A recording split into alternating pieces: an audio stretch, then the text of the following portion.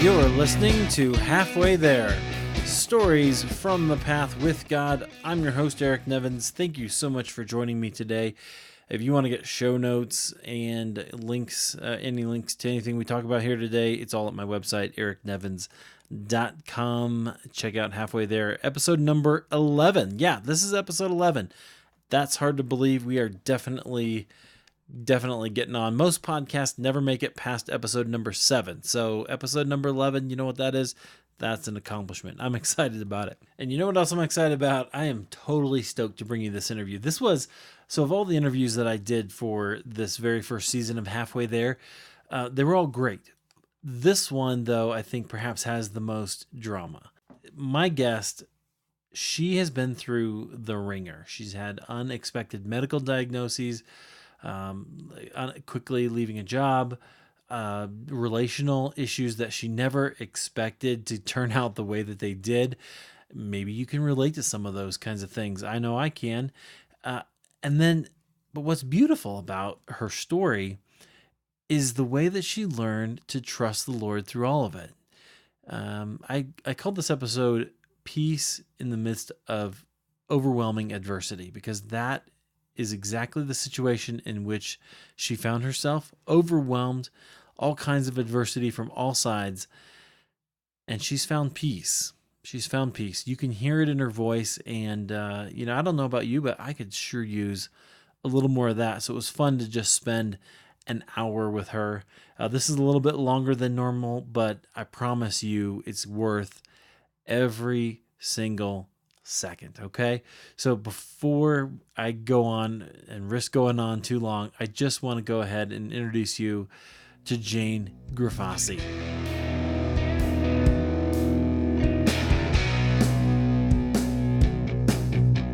I'm Jane, and I'm 62. Usually women don't give their age right off the bat. That's true. But anyway, I'm happy to be 62. So actually, I'm 61. Okay. I do not like the odd numbers, and I always even put it up. You round up. I forget. I don't do it on purpose, but then I'm saying it and then realizing, hey, I'm going to be 62 in October. Anyway. I always do the halves. Yeah. So I always celebrate. My half birthday's on St. Patrick's Day, so I figure it gives me a good reason to eat corned beef. Oh yeah, that's good. Anyway, so recently, and it's odd having this interview today, just because recently, a year ago, I was diagnosed with stage 4 lung cancer, and it had spread to lymph nodes, liver, adrenal glands, bones, and I had no symptoms to speak of. So quite a shock to get the diagnosis. But God was really faithful through everything, because I felt like I was, even in the early days of diagnosis, I felt like I was in a bubble of His protection. There were a lot of people praying for me. And so after the initial shock of it, it just seemed things started to unfold in an amazing way that I could not have done myself. Yeah. And there is a book called Come Before Winter, Chuck Swindoll, Yeah. that I'd read years ago, and it's about people who come to faith. What his admonition was to come to faith before life struggles and troubles hit you, if they haven't hit you already. But because when you do that, when trouble comes, which it comes to all of our lives, we fall back into His arms, so to speak, because we've already established during spring and summer of our life a relationship that can carry through the hard times. So anyway, when I hit this hard time, I was relieved at the diagnosis, because I knew that I had something, and it took 11 doctors before I got the diagnosis, and they were shocked at my, oh good, and I said, hey, I don't care, I'm just glad to know what I have, and we can deal with it. And so since that time, I have been through some treatments. I had an amazing year. God gave me on a drug that targets my particular type of cancer.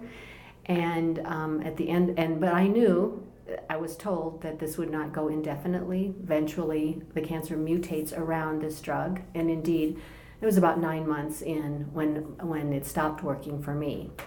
But I had the most amazing absolutely the most amazing 9 months at that point, and I've had a little over a year now that has been a fruitful and blessed time with family, friends, and things fall away that aren't important, and things that are important become crystal clear. Yeah. In this time, and other people have said that, but it's absolutely true, and you don't know it until you're in the midst of it. But I didn't know it until I was, but he's given me a great gift because I wasn't ready to go, and in this time period just growing closer to him, closer to family, prepared things that will be easier for my family when I'm gone.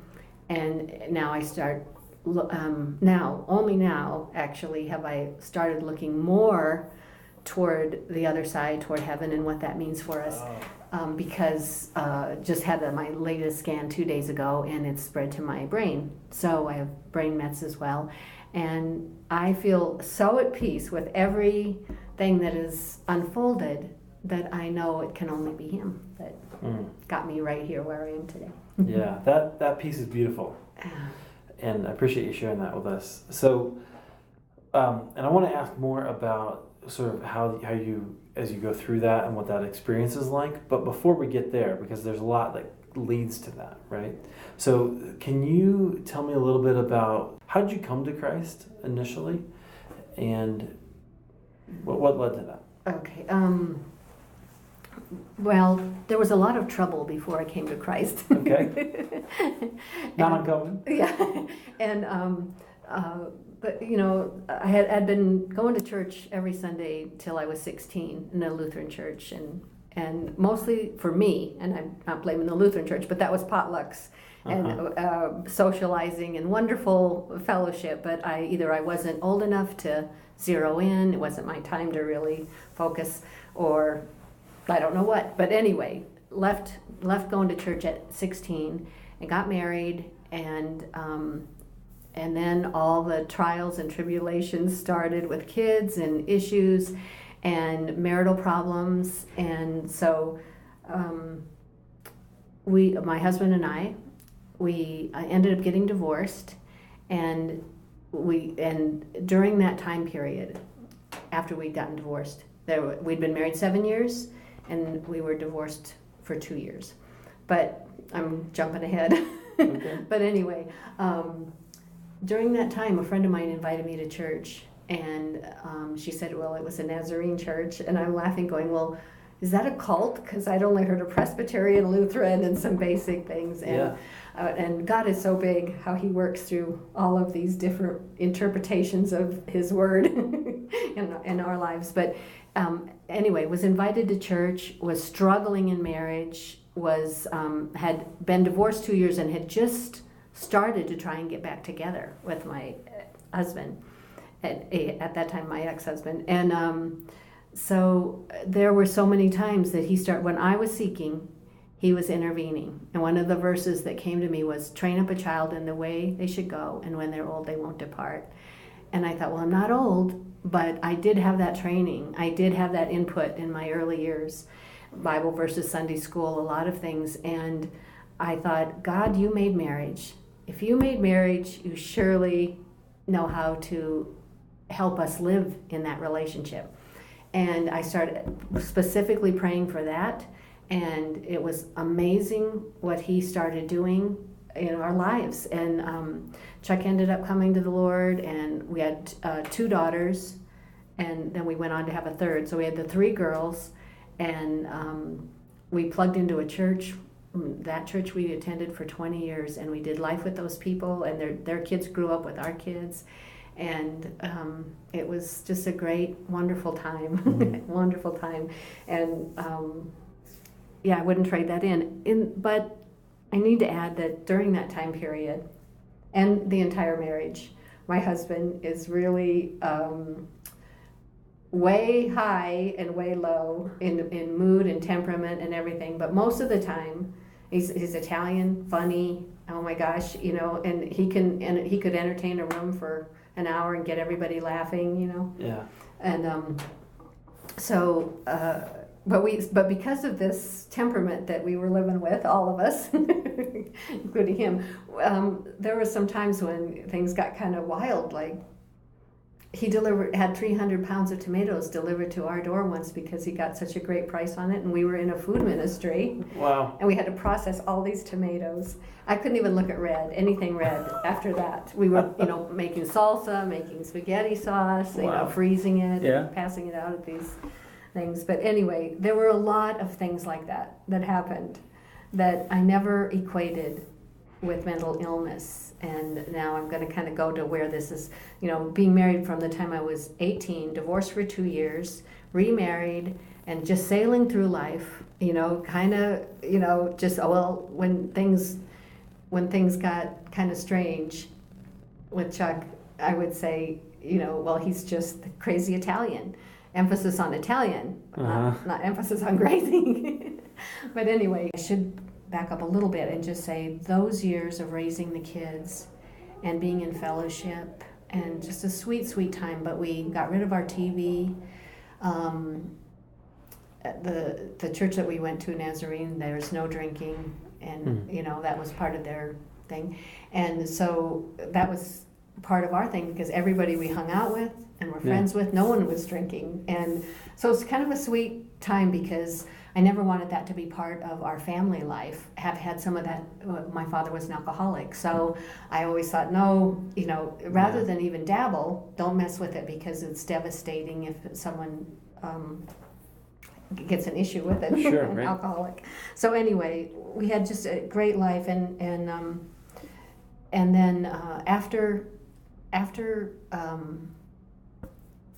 the kids are grown and gone, and Chuck was progressively deteriorating in what I now know was manic and depressive or bipolar, but I didn't know at the time. And that, I think it was God's grace because we all just kind of flowed with it. And for the most part, it was very good flowing with it. I mean, if somebody's positive all the time, they can be too positive, but you just don't know that line whether it's going to go into behavior that's negative. So anyway, shortly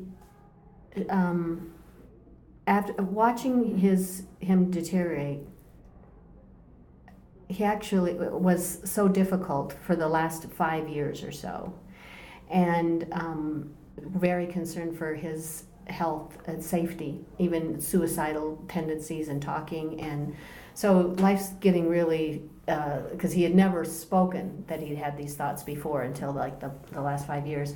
And he had been on Prozac for 17 years. He tried multiple times to come off of it, and to very bad effects. He wouldn't come off like you should, slowly. Yeah.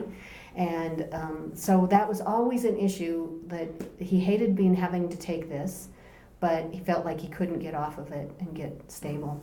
So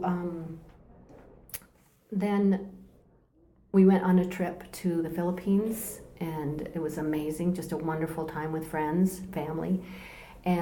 But when we came back from there, Chuck wanted to go there on a sort of a mission trip. He was retired, worked hard all his life. I thought, that's fine. And he went back there for 3 months to work in a school with computers, which he was very good at. And when he came, 3 months is kind of a long time, but this is, I realized where he was at after the fact. He came back, he was very distracted, very strange acting, and he said he wanted to move there. And I'm like, I could not fathom myself. It's a third world area and all of our family is here, and I could not imagine what he was doing. Anyway, he started deteriorating till he said he was going to move there. And I said, 40-year marriage? You're going to walk, out of this? And I said, you need to see a counselor at least 4 times before I'd agree to that. And to agree to let you go, even though how could I stop him? But anyway, he went to a counselor who told him, counseling is for people who are trying to better their relationships. You need a psychiatrist. And that was my first inkling that there was something bigger than he or me, health-wise, mental health-wise. Yeah. And he said, I'm not going to a counselor. You don't want to know what's in my head. And he packed up 7 ginormous boxes full of the things he thought he would need there. He signed everything over to me.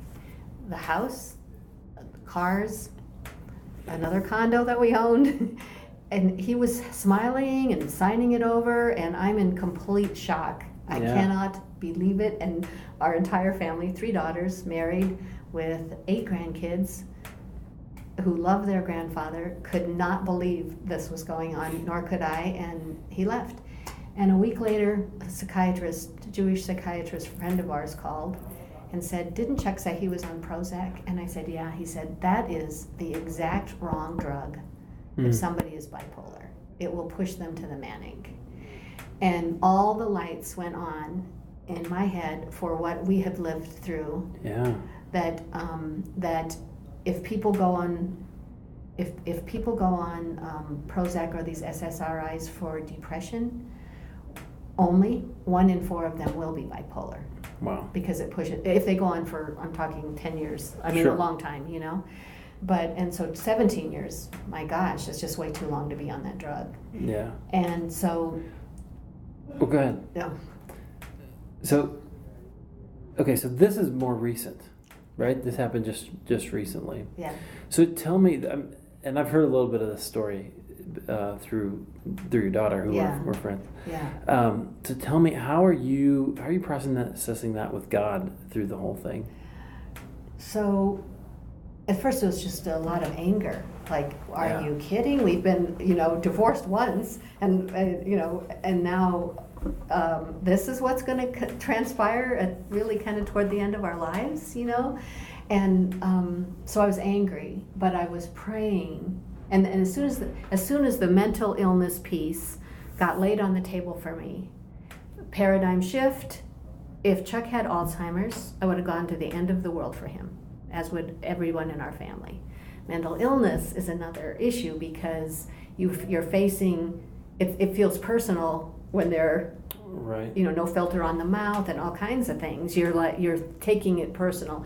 But as soon as, and I believe that God was opening, like I do to this very day, opening and closing doors, revealing what I needed for the next step for that, And so after 1 year of him being in the Philippines and very little contact, other than a story that he said that he choked somebody, a 12-year-old boy, and who he had paid to do something, and the kid threw the garbage in the river, and Chuck got upset with him, and the boy slugged him as hard as he could in the face, and it was like one of the wake-up calls for Chuck.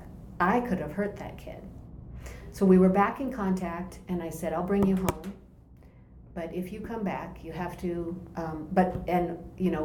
we'll get you into a facility, and we'll figure out something for you." I didn't say facility, but that would have, he would never have come. But anyway, sure. So he came home, and daughter and son-in-law agreed to take him in right when, no, excuse me, this is the first time, sorry. So we rented a hotel room. I had no idea what we were in for.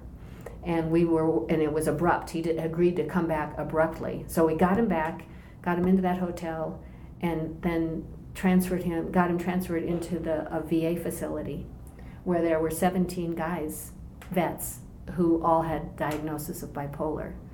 And 14 of them, no, 17 guys were there, sorry. 14 were bipolar. 14 were on the correct medication for bipolar. And Chuck said, "These people are worse off than me." And when he came back, he was a shell of his former person, too. He was more gone mentally than he had been when he left, so it was very difficult. But anyway, he sold some stock, got a hold of a little bit of stock that he had left that I didn't know about, sold it, $2,000 worth, and flew back to the Philippines. And at that point, we were all going to have a memorial service because he's disappearing into a third world country. He's living on his Social Security. Just a crazy American over there, what. And so then it was a grieving process with the Lord. Yeah. Like just the comfort of, all right, what else can I do? There's nothing left to be done. And just please protect him or, whatever's going to happen over there. But we were all a family in grief. And so so then a whole nother year passed, and it was the night of the Sandy Hook shootings. And I was at work, and people were talking about the monster that killed those kids. I agreed. And then I thought, I know about mental illness because my dear husband of 40 years is in a foreign country, capable of who knows what. And so I was on my face before God that night when I got home saying, is there anything? Is there any hope, any help? And I went online and Googled school shootings and antidepressants. And it was shocking because the number of people on psychotropic drugs prescribed for mental illness doing these things, coming off or going on is really dangerous, but even some on. And then I went on another webpage that has hundreds of names, the newspaper article that you can click on, what was done, one murder, one suicide, and what drug they were on. Oh, wow. Hundreds of them. So, anyway, I was looking at all this stuff, and then underneath the YouTube video of the antidepressants and school shootings was this sentence: true hope is a fraud. And I usually don't even read the comments underneath stuff. Yeah. But I looked at that and I thought, yeah, really, in regards to Chuck. But I went in and Googled True Hope, and there's a vitamin company out of Canada. Sorry, I don't know why I'm doing that. Vitamin company out of Canada the man who started the company's wife had committed suicide on Prozac in 1998. She was bipolar. And he had 2 kids, and they were both diagnosed bipolar. It's some hereditary factor in this. And so he was afraid of his son, 17-year-old son. They were afraid that he was going to kill somebody in the family. And their daughter had been in and out of institutions. She was married and a complete mess on many drugs, prescribed drugs, to try and help her with this. And he started experimenting and developing a formula that he said, it said on there, 85% of the people who take this who are bipolar are cured. Or I shouldn't say cured because it's not medicine, it's a vitamin. Sure. But anyway, so I prayed that night, God, I need 3 miracles. I need him to be able to get this. He's way over in a place where mail is very difficult. I need him to take it, and he's not in any mental state to do anything on a regular basis, and I need it to work. And I'm just praying for those 3 miracles, and I'll start the process if you can lead me that way. And I watched all these, that night I watched all of these testimonies by people who were mentally ill, who are no longer mentally ill, diagnosed particularly with bipolar. In 2005, they sued that company, the Canadian government, and the vitamin company won. It cost them $300,000, but they won their suit. Wow. That's because so many people showed up at the courthouse who were previously suffering with bipolar and said, you're not taking my mental health. So I believed it. I believed it enough to put the money down and send it to him.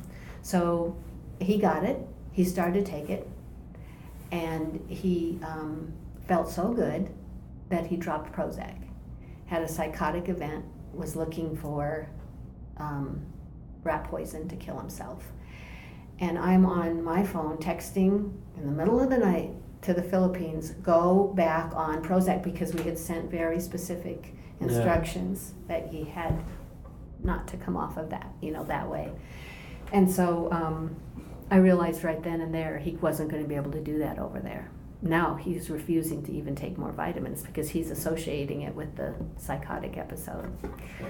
So I said, I'll bring you back one more time, but you have to agree to take 2 vitamins in the morning and 2 in the afternoon, and a couple other things that, and he says, okay, I'll do it. And the story, it's way too long to tell you how God brought him back, but just highlights. Sure. He got Giardia after I got his ticket. He got the stomach bug. He was laying in his own excrement in a third world hospital in the Philippines. So we didn't even know if he was going to make that plane. Yeah. And that's where he had his, when they say alcoholics have to get to the bottom. Well, he's an addict. He's a drug addict, but it just happens to be a prescribed addict, right? But for something he already had a predisposition to. So, but he was laying there thinking, how did I get here? I have a wife, I have kids, I have grandkids. How did I get here? It was like a wake-up moment, and I believe the Lord was right there in that room with him, because Chuck loves the Lord. We had been, at least as far as I knew, and so he made it home. Got pulled off the plane in Manila for immigration issues. He still made it home. Wow. And when my daughter and her husband, Jody, took him in, and there is a line by one of these young men who is free from bipolar, and this is the line. Bipolar is a battle in the mind. Logically, you know what to do, but emotionally, you don't care, and anything can happen. I memorized that line. That guy, young 20-year-old who was describing his own experience. I told Bill and Jody, anything can happen, and I'm not willing for anything to happen in your house if you took him in at my bringing back. So he's got to take those vitamins, and he was not taking them, and he was pressurized speech, was high, manic, talking, constant talking, and just out of it, totally out of it with his behavior. Took his $900, he gets $1,000 a month, he left their house, took a bus up to Blackhawk, and spent nearly $1,000 in 24 hours. Wow. And Jody called me, and I said, anything can happen. Yeah. And so this psychiatrist friend called me, and he said, Jane, and I told him what was going on, and he said, Jane, are you extremely kind? I said, yeah, that's me. And he goes, or are you just unwise? And I was like, I'm unwise. God speaks through a lot of different people, in different ways, but it was just like, I'm unwise. So I went over to their house, told him, come out here, and I said, I have loved you since I was 18 years old. We have been through many, many rough spots and always pushed through by God's grace until now. And I said, and I will never speak to you again.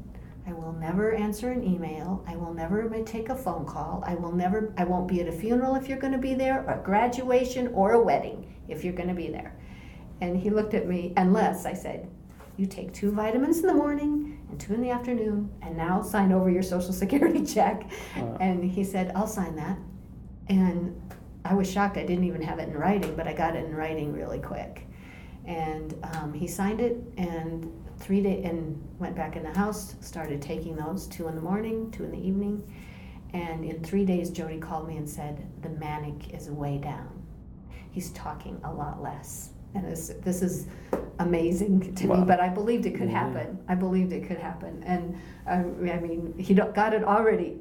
When he started opening all these doors, and when I'm getting to the end here with Chuck and he's not taking the vitamins, I'm thinking, wait a minute.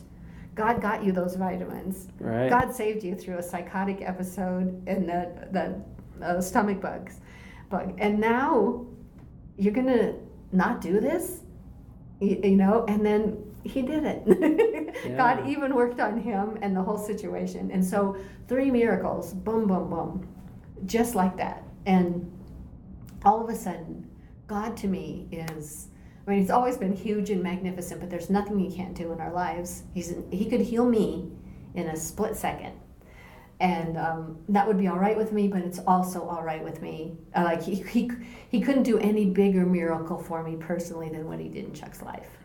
Because Chuck is back, and he is a person that he's never been before. What I mean is, what he was struggling with our entire married life is now so minimal in his personality that it's shocking, and even to him. And he'll be talking, and he'll look at me and go, he'll be talking and talking about how far the moon is from the sun, he's always thinking about these really huge issues and science issues, and I'm just not wired that way. Mm-hmm. And so he would, he'd be talking away, and I'd tune him out most of our marriage, when he was going into the stuff that was too hard for me to comprehend, I would just, tune out and just, but one day recently, he said, "You're not interested in what I'm saying, are you?" And I said, "No." And he said, "Neither am I. I don't even know why I'm talking about this." And that was months ago actually, and in the weeks that have followed, he is so self-aware. It's something he's never ever been before. He's self-aware of his impact on other people. Like he picks up cues now he never could pick up if you were bored or not. Right. Anyway, what does that mean to you? What does what mean to you? What does that mean to you? Like what does his being able to do that mean to you after all these years? Oh, well, first of all, there's some regret for him. Not so much for me, because I really have loved my life. That's the other thing. I told him, if you showed this 18-year-old girl the future, what it was going to be like if I married you, and take out the girls, because of course if I was going to have the girls, I'd say, oh, I'd do it in a second, right? Sure. But if I even had no children, I still would marry him. And I told him this just the other day, because I've had a wonderful, amazing, adventure-filled life, and not always hard, but he's taught me many things, even in mental illness, because people who are bipolar are over the top generous generally. These are generalizations, but they'll give away everything to anybody. And that's how Chuck was. I mean, and he would bring people into our home off the streets more than once, where we would think this is dangerous. Right. I always just thought he was being led by the Holy Spirit and going with whatever was going on. And maybe sometimes he was. Maybe sometimes it was the manic in him and the gregarious, over-the-top friendly, the stuff. Because if somebody would walk in and go, "That's a beautiful picture on the wall," he would take it down and give it to him. So I had to learn to hold loosely to my physical. That is something, my possessions, and that is something that I value very much in me, that I hold loosely, and he taught me that. And there's many, many, many, many other things. When you're married and you have a long haul with somebody, then you wear off on each other, and I am who I am today because I married him. As one of the reasons. I'd be somebody else. My behavior and many of the things I value might be different if I'd married somebody else. I don't know. Sure. But, those choices are so important, right? Yeah. And they definitely direct who we become, for sure. Yeah, very interesting. What I find it fascinating, the way that you see God in all of it, right? That it's that you see him interwoven throughout, and even then coming to your rescue in this really time that was very, very dark. Well, there's a verse I got interested in Hebrew versus Greek worldview about 10 years ago or so, and the richness of the word was like blowing my mind when you start to break it down into the original language. And one of those, just one word, changed my life, and it's kairos, which there's the word for time. Greek is chronos, chronological. Right. So we just think one thing follows another, and we write it in our schedule book and go do it. And then kairos means like in the fullness of time. I've heard that means different things, but at just the right moment, or even someone had interpreted it kind of as God interrupts. God interrupts. And so when I started thinking about that, God interrupts, when I realized that God interrupted when Chuck went to the Philippines, that's a big interruption. Your husband of 40 years walks out on you. Sure. But I already had this seed of that God interrupts in my life, and had seen it over and over and over again, because if you're tuned in for it, then you see it. In other words, you're in traffic. You can't control what's happened. You allowed plenty of time, so it's not your time management skills or what that you can sit and beat yourself up over if you want to. But anyway, so you're sitting in traffic and you're going to miss something. And previous to this, I would always be thinking, I'd always be agitated and nervous and all this stuff. But after I realized, hey, you are over this whole situation.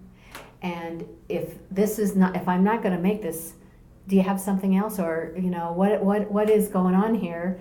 And just rest in it, whatever it is. I may never know what it is. Not, maybe not until heaven will I know why he did it there. But really early in my life, I had a girlfriend whose brother passed away at age 30, and but her car broke down about a month before, and he had to give her rides back and forth to work.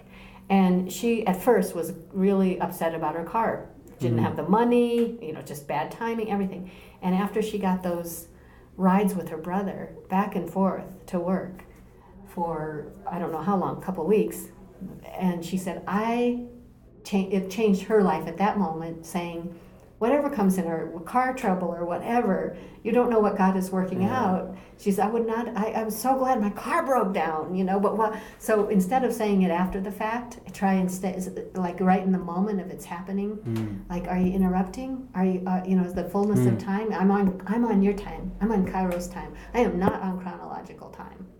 Wow. And so just that, so when I think about his word, just one word, definition of one word, could change my life that much going forward. For then God interrupted with Chuck.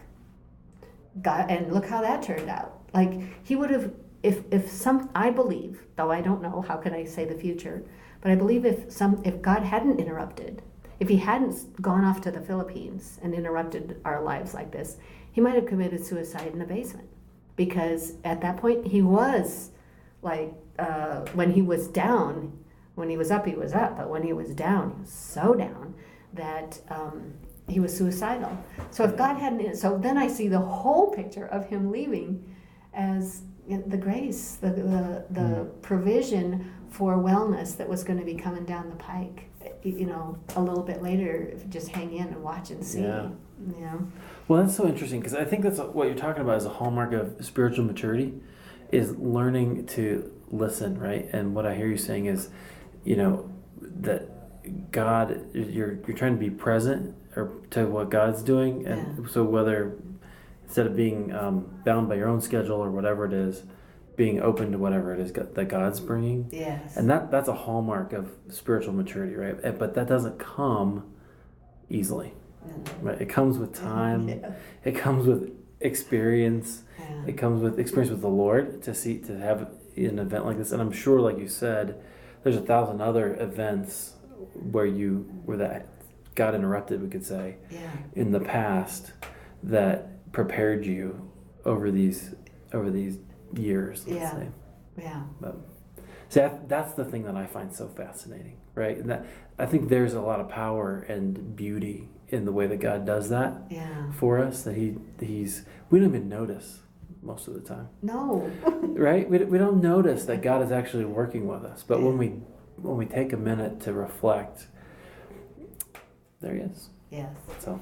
And it's this coincidence stuff, which there is, now I know for sure there is none. And there have been too many. Like, it's one thing at this point in my life where I don't know how much longer I'll be here. Yeah. Those stories of the times when these coincidences and they keep coming. I mean, they're mind blowing. I mean, when it happens to you once, and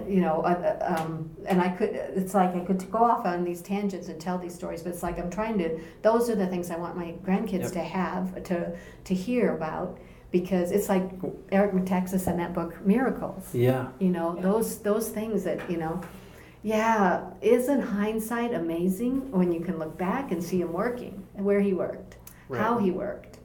And on the question marks, there's a lot of question marks, but you don't have to worry, because there's so many other things that made sense. Right. And there's so as you see, is the ones that you can see that aren't question marks, you can look back and go, yeah, that was God. Yeah. It helps you to trust for the question marks. Right. Right. Right. Yeah. Exactly. Like, I don't know why this is going on this way, And it certainly has been that way with the cancer, because I ended up in a treatment in a facility. Anyway, it was Cancer Treatment Centers of America, and their spiritual approach, where they say they come out with the spiritual needs as well. was absolutely true and mind-blowing, and such a comfort to me to be in a place where prayer and Bible verses all over the walls and things, wow. You're just saturated with. And so even in these decisions where, I had no idea it was going to be that way when I went there, and and so as I get these latter decisions that I have to make in the later stage of my life, if you want to call it, I see how faithful he's been in my health, even in my bad health. Wow. How he has just been, opening the doors and closing a door. And when it's like, even now, though, a door will close and I'll be like, no, I'm supposed to be doing that, and then later on something happens and go, yeah, I wasn't supposed to be doing that. And, I'll never get to the place where I don't think, not this side of heaven, but I pray that I could, just to see it. If you could get to the place of just seeing it all from his hand right away. Yeah. And that's the goal, right? And I think of the people that I've known who are, I'm trying to think of the right words, the most kind of on that, furthest along on that journey. Yeah. That's the perspective that they tend to have, right? Yeah. All the time. Yeah.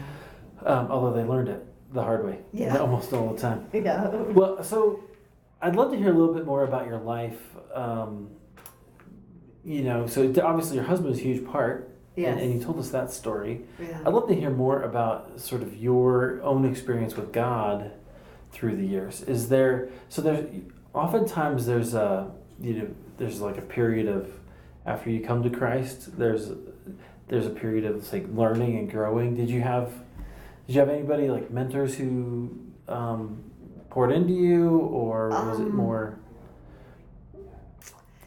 Yeah, I had like some of my favorites that and not so much. It's odd because even last Sunday Ryan I went there because the baby was being dedicated. Oh yeah, so that's to South Fellowship. Yeah, he was saying he was having people raise their hands and say, how many, is it a person? Do you remember that you can say was your mentor? Yeah. And in my life, it's odd because I could have raised my hands on. It was people I don't know that, darn, I'm really excited to meet them in heaven because I want to tell them, man, you had an impact on my life, wow. Even though you never met me. And Rich Mullins. Oh, yeah. Oh. Yeah, I just love his music, his words, his music. And, I have a book by him, Arrow Man, Pointing to Heaven, which was his life. He had such a, have you YouTubed any of his videos? Yeah. He had when you listen to him speak, he just had such a spirit about him, and you go, oh, that's the Lord. I saw one where he said, I thought I'd probably find more of Jesus in the pagan Indian people than I probably was in the suburban church. And he just went, oh, you might be right, I don't know. But just the way he said it, you went, yeah, he's finding God there, and it was... didn't matter who the people were necessarily. He was just serving them. But anyway, all that to say, Rich Mullins. Oh, yeah. Who else? And Rabbi Zacharias. So I would get on these things and Josh McDowell actually was key in Evidence That Demands a Verdict. So my coming to the Lord, way going back in my mid-20s, was I had this notion that, I live in America, so I'm a Christian. We're just Christians here. But if you're in China, maybe Buddhist or Shinto or whatever these are in Japan, and so I'm just a Christian because I was born in America, and it's just one of many, and probably not true. But then when my life started getting more difficult, marriage more difficult, and all these things, one day I was sitting there working this all out in my head, what I just said to you, and the thought came to me is like, well, if there is a God, and if he is the God of the Bible, and Jesus is his son, and this is true what I've been taught, then when I get to the end of my life, how will this sound? Jane, why didn't you believe in me? Well, because you were too obvious. Well, is that going to be a good answer? Yeah. No, I don't think it's going to be a good answer. So I started... I got this book, Evidence That Demands a Verdict by Josh McDowell, read that, and really, really loved that. And then just started going to church. And there was actually, this is kind of a bunny trail, but have you ever heard of Bill Gothard? Yeah. So we were quite into that in our church. And there is one thing that really hit home in what he was doing, and that was, if you don't have a moment in time, Christians, we have this thing where you come up to the altar and pray, and right. If you don't have a moment in time that you've ever done that, you can always kind of question your salvation or your. And so we went to one of those, and he just said, if there's anybody here that's in that state, and I thought, you know what, I don't ever remember a moment in time. Some people can describe all of this, and that was me. It was just a general acceptance of what I've been taught when I was little, and then just, moving forward with that each next step. But he said, pray right now. That's the end of it. If you want a spiritual birthday, if you need that, a day that just pray right now. Yeah. Everybody and I prayed that day. I don't even remember the date, not even the year, because the truth of the matter was, I already was walking with the Lord. I mean, seeking Him, and See, I love that because I kind of grew up in a tradition like that, where it was sort of the people who were celebrated were like, oh, I was a drug dealer, and then I became, something like that, and I just grew up in the church, and I grew up in the home, or Christian home, and so I was like, I don't know, but I think there's something as beautiful, whatever it is, however it is that God comes into your life.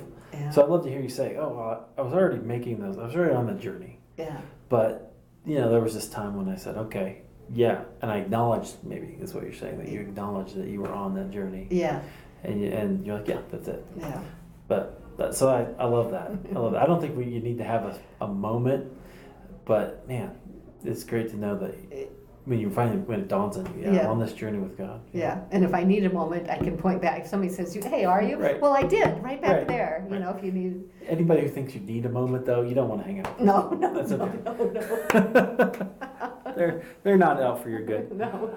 Awesome. Wow, that's great. So let's go back. So obviously we're skipping a lot of years. So if there's something you want to throw in there, you feel free. Is there anything? I'll give you the opportunity. Yeah. Of course I could just go down, if you want stories, but these are just stories where I know He intervened. And I'll tell you one that is. So early in the marriage, struggling and arguing and, just that usual kind of stuff. And that particular day, I remember cars were broken. We had one car and two people with jobs and kids to get to the babysitter, and all of this stuff was going on. And I was so mad, I'm stepping out the door and I'm going to slam the door. Because Chuck had said, we were arguing, and he said, go play in traffic. And this was just my new in the Lord, and I said, what should I do? And it was like, and I don't say that God spoke to me, but it was just like, oh Lord, what should I do? And the thing I did, what did He say? He said, go play in traffic. All right, so I'm gonna go get in the car and drive. So I step out of the house and I go to slam the door, which was my MO, slamming the door when I'm mad. And I went to slam the door, and all of a sudden, right before the door shut, my hand stopped and quietly shut, so that it shocked me. I looked down and thought, that was weird. And I went and got in the car and just cried and cried and prayed and cried and drove around the block and cried and prayed. And it was like, okay, how can you work this out with the cars? Right. So I had this plan that I had devised, and I headed back to the house, and I walked in, and before I could even open my mouth, Chuck said, I am so sorry, and this is what I've worked out so that we can make this work. And it was then that I realized the prayer he was answering was, he was answering my prayer. He was working on Chuck while he was working on me, and then we could come together and go, hey, what are we arguing about, And so that was when I realized, hey, you're going to intervene in this marriage. I see it now, that I can pray when these things happen. And it may not always be that way, but there was no doubt in my mind that my hand stopped and it wasn't me. Like, it just Wow. wasn't me. Yeah. Wasn't the way I do things. And so there have been some of those along the way that are just treasures and precious because you realize that he did it there, he'll do it again. He'll guide again. He'll guide again, you know. And you get a few of those under your belt as a new believer. Mm-hmm. And, you know, it's amazing. Well, it's important. And I think, so this is where I'm coming to now, because my background is very academic, right? So I have a degree in biblical studies, and I have an MDiv from this place. And so it's very, you know, heady, and which is fine. I mean, there's a place for that, absolutely. I'm not going to criticize that. But I'm finding that the experience piece, this is why I kind of pursued spiritual formation, right? Yeah. The experience piece is actually as formational as the head piece. I mean, there's both. You need both, absolutely. I'll never say that, you know, studying the word, like you so beautifully described, the, you know, just looking at the words that are actually in Scripture. Yeah. You know, that's life-changing. But taking the experience of God, you know, applying that into your experience of God is so huge. And that's what I think builds trust. It builds a connection with Him. Yeah. Yeah, awesome. So I'd love to hear that. Thank you for sharing that. That's so cool. Yeah, you know, when you talk about that head thing, the head thing, so Sure. I had a dad who, he knew a ton about many things, but not anything really deep. But he knew about so many things. I thought he was a genius, you know? And he wanted his kids all to graduate from college. He didn't. But he wanted them all to do that. It was just like, you know, after the war, and, you know, that's his goal. So I'm the youngest of three. My brother graduated, my sister graduated, and I met Chuck when I was 18 in college. It was summer school right out of, I was gung-ho to get started on this college bit, but I had no idea what I wanted to be, and I met Chuck, and we got married, and he went on to school, you know.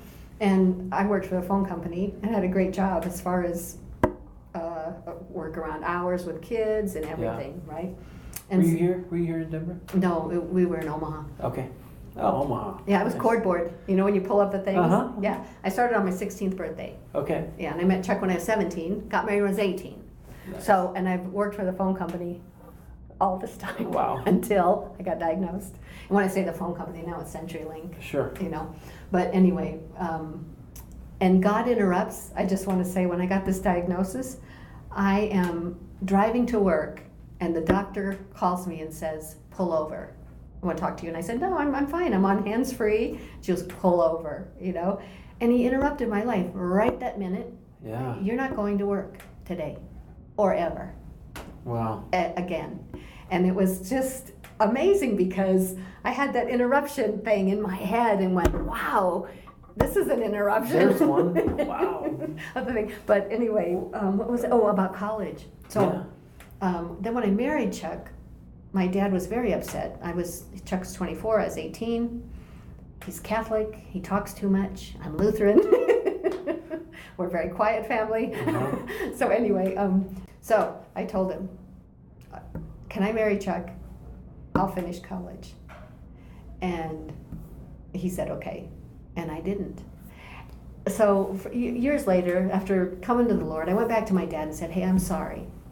You know, no, I didn't tell him. I said, I'm sorry that I had some teenage stuff that was really a struggle for you and Mom and all this stuff. And he goes, oh, I didn't care about that. And he goes, you never finished college. I didn't even know that it bugged him that I didn't. But what it did for me was set me on this quest for knowledge. Okay, you don't have to go to college. I can get smart some other way. Yeah. So I started listening to radio, and I could do it at work. Right. They let us do it. I was a telephone operator. So I got stuff going on in one ear, and you don't need much to get the numbers, you know? Right. Whatever you're dialing, you just need it's very selective with those sounds of numbers and stuff. Uh-huh. Maybe I dialed a lot of wrong numbers, I don't know. But anyway, but I was really careful turning them down, turning it up. Yeah. Volume up and down, adjusting. But they said, fine, listen to what you want, because you go crazy in that job if you didn't. Right. But anyway, I had this voracious appetite for learning, knowledge. And even like when I say Rabbi Zacharias. Oh yeah. Yeah. But a lot of times he was over my head, but I would plow through this, because I really loved some of the concepts I could get, from him. But, so I was always looking for a mentor and it wasn't in my, not that I didn't love pastors and all of that, Sure. But it wasn't in the it was in the radio realm, and and as technology progressed and you can just listen to anything you want anytime you want. Right. Oh my gosh, this is like heavenly. It's just like plugging it right into the back of your brain and downloading it, right? Driving back and forth to work hours, I'd be picking out these things that I wanted to listen to. So but just in the recent years, about learning the difference between Greek and Hebrew thinking, and how we live in a Greek culture. Oh yeah. And how risk, fear, and control, all these things, that life insurance, and we're living in this thing of trying to control with risk and fear. And so this stuff's moving around in my head that I'm listening to, and realizing that I had made knowledge and learning, like I'm trying to make up for it with my, okay, Dad, I didn't learn enough, I wasn't smart enough, or all of that. Right. And realizing that the gospel is coming right down to, we can have the simplest brain of a child and get it, you know what I mean, enough. And so I had to really step back and go, why are you doing this? Why are you so anxious to learn? Well, part of it was being married to Chuck, who had like a photographic memory. And like we'd go to a movie, he'd walk out and he could tell you, like we'd go, or a speech, we'd go a lecture, we go out to with dinner with friends the next night, he could give nearly the whole high point of every lecture. Yeah. So I was living with somebody like this. So you're trying to keep up. Yeah, to some degree, keep up with him. But the freedom of learning this whole thing, that in the Hebrew line of thought, which is our Bible, Yeah. and it is so different than what I've been taught and living in for so many years. And like that's why I kind of don't want to head to heaven too soon. I would like to continue, because just these last few years have been really rich in that. Is Kairos and Chronos, and and what else is in your word? I was telling Ryan about this. I don't know if I'm gonna have this on tape. It's okay. I was telling Ryan about this Monday, because there is the Beatitudes. Blessed does not mean what we think, like, bless you, blessed, or whatever, right? And it means happy, so happy, jumping up and down happy. Happy are those who, it's not a formula like we think it is, but happy are those who grieve, for they will be comforted. So that verse means when you are grieving, some people, that's the closest moment they'll ever get to God, because someone has died and they haven't really processed their own mortality, and now they're faced with it right in their face. With hey, they died, I'm going to die, what's going to happen to me? That's why I want Ryan to do my service, because I've been church hopping, I told you. Sure. And more people at my service will be my coworkers who don't know the Lord. And I said they'll be at that moment. Yeah.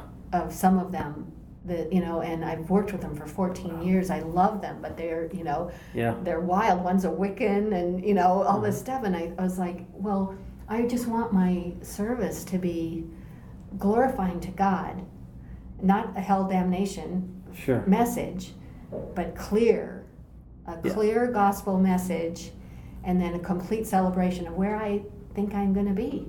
Yeah. With the Lord, I hope. I have no doubt. So, yeah.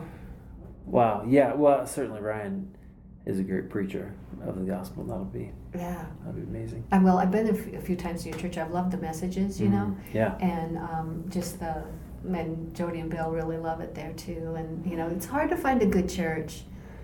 It is. It's increasingly harder to find a good community. I think, is the hardest part. Yeah. Okay, so we've gone a little longer than normal, but it was just fine, totally fine with me. I want to come back to one more thing before we quit, if you have time. Yeah. So you started off, and we talked a little bit about this peace that you're feeling, right? Or that you feel like, okay, you're grateful for the past year since you had your diagnosis, Right. and you've had a sense, it sounds like, of maybe Lord's presence in that. Would you say that is true? Yes. Can you tell me a little bit about how God makes His presence known, or how, what that's like? Maybe describe it and explain that just a little bit, because it's. You said earlier, all the stuff that doesn't matter goes away, and there you get clarity, Right. which I can understand. That makes sense, because you're not planning as far, right? Right.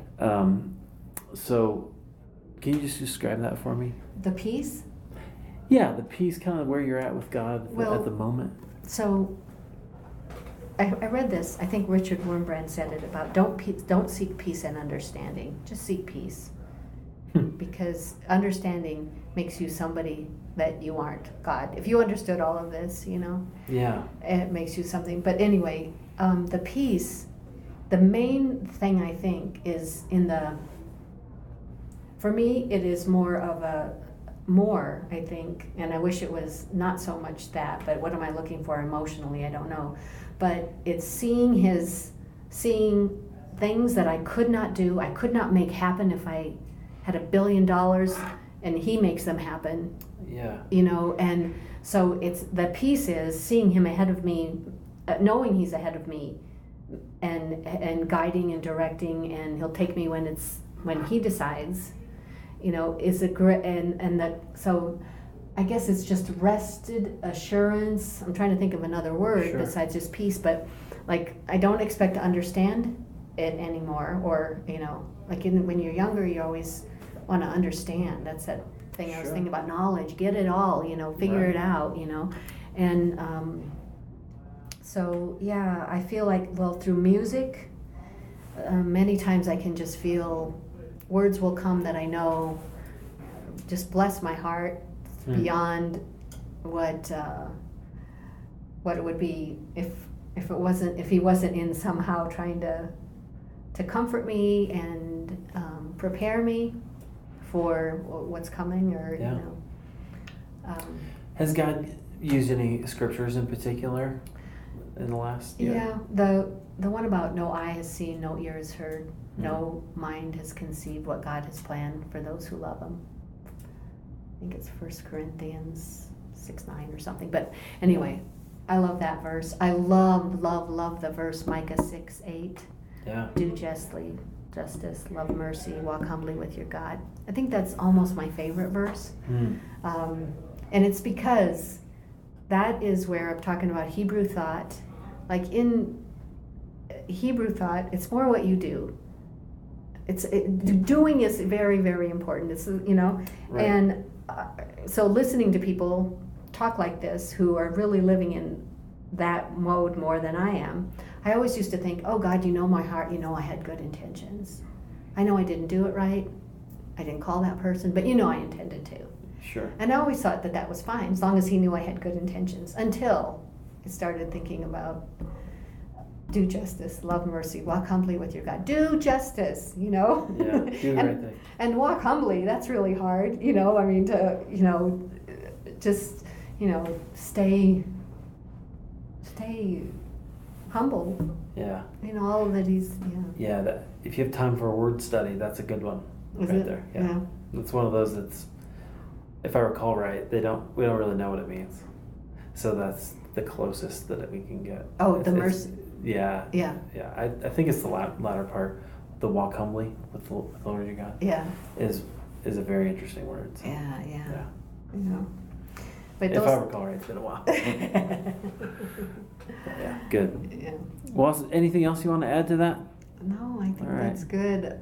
I think you're going to have to do quite a bit of editing. That's okay. Oh. And the other thing I wanted to tell you, too, Yeah. is that I've moved off, this whole thing with the vitamins in Chuck, that part of the story is quite long, that I told you. And I don't know how to put it shorter. And I also don't, I got on a soapbox about psychotropic drugs. Sure. And I lived there for a little bit, and then transferred even to drugs, medical drugs, right? And then I see God humbling me with, okay, now I'm going to extend your life with a drug. From those nasty pharmaceutical companies that you've been preaching about, And so it's just that humbling, that, how he humbles you, like, oh yes, that's right, stop painting with this big broad stroke brush on life, and everything. But anyway, I know you'll have trouble with that. I mean, I know it's a lot of, when I talk to somebody about this, I have no idea if they're on drugs. Right.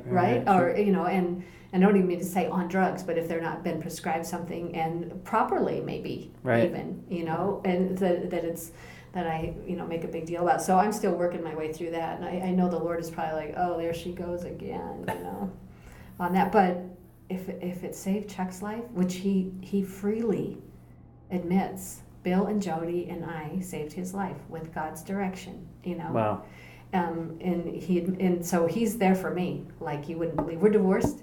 He lives in another place, but he hangs out at my house a lot since I got sick. How weird that he goes, this is just unreal. What's happening, as far as that, because I would marry him again in a minute, really. I would marry him again, but how many times can you do this? But besides that, everything is set up now for life insurance, etc., in a way that he's happy with, kids understand, and all of that, So I'm not going to get the legal.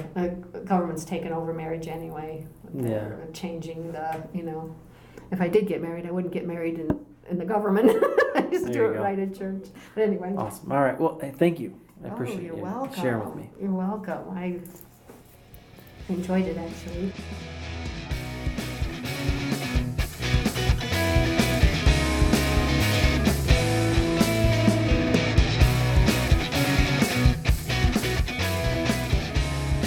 Wow. Well, thank you, Jane, so much for sharing your story with us and being so generous with just everything that happened in your life. And I'm really grateful. Friends, I got to tell you, I'm actually a little bit overwhelmed to just share this with you. Jane, at the time we recorded, so I don't know how many of you know this. I think I've mentioned it a few times, but I recorded most of these interviews in the spring of 2015, and I'm just now bringing them to you here in the summer of 2016. And at the time, it was May 2015, I talked to Jane, and you heard her. She wasn't sure how long she had or what was going to happen. So I want to give you an update on that. She actually did get into a clinical trial of some sort.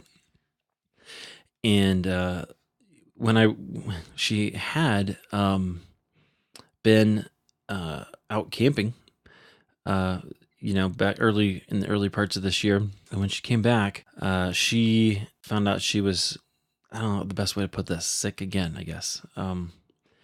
And so she stepped into eternity on May 1st, 2016, and had the joy of going to her funeral, celebrating Jane's life with some friends, with Bill Brown, who was episode number 2 of Halfway There, and his wife Jody, and just their precious family.